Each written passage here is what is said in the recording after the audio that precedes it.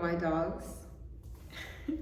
Since I have you here, please go ahead and hit that subscribe button. I do a ton of lifestyle content, fashion content, health content, so go ahead and hit subscribe so you won't miss anything. Today I'm going to be doing a travel video. I just got back a few days ago from my most recent vacation, and I'm going to tell you what not to do. We went to San Francisco and Napa Valley.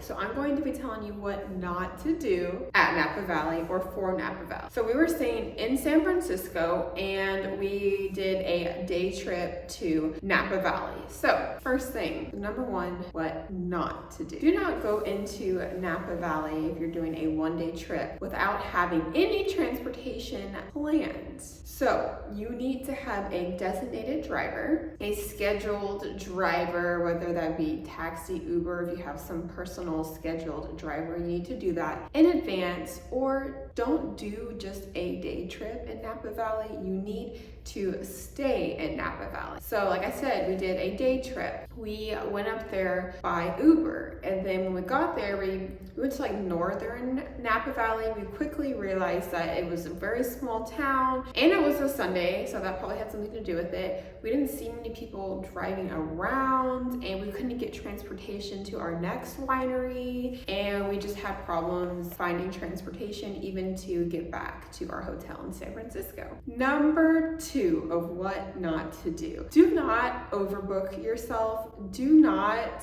think that you can handle your wine well.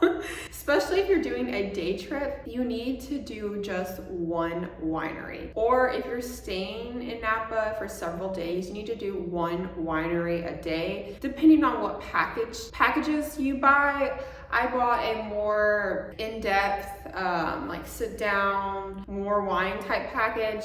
The packages that we bought were anywhere from like $100 to $200 per person. I think it was about $150 per person, and we bought like 2 of those. Not good. So, the first winery, we made it. It was great. We enjoyed ourselves. We had a great time. They were doing heavy pours, and the lady giving us a tour was super nice. We went to Close Pegas. She did an amazing job. It was a beautiful winery, heavy pours, and by the end of that whole experience, we were drunk. We were so drunk. I was so drunk.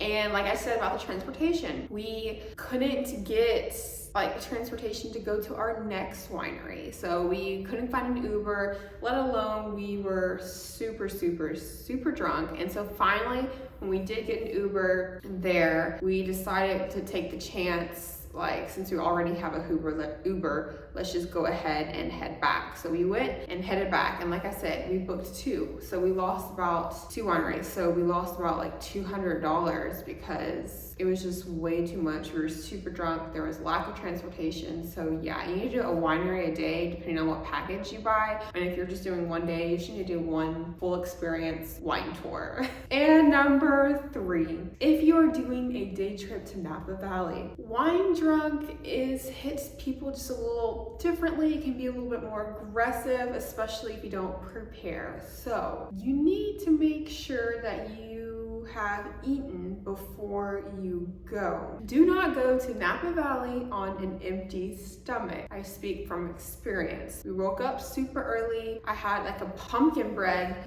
from the hotel when we left, and we got there at morning time, started drinking the wine from the wine tours, and we had planned on trying to go into lunch, but we couldn't get transportation to lunch. So yeah, all I had was a slice of pumpkin bread, and on my way back to the hotel, I was so drunk. I did not feel good. This was the drunkest I've ever been. I guess wine just hits you different on an empty stomach, and it was horrible. The Uber had to stop. It was bad.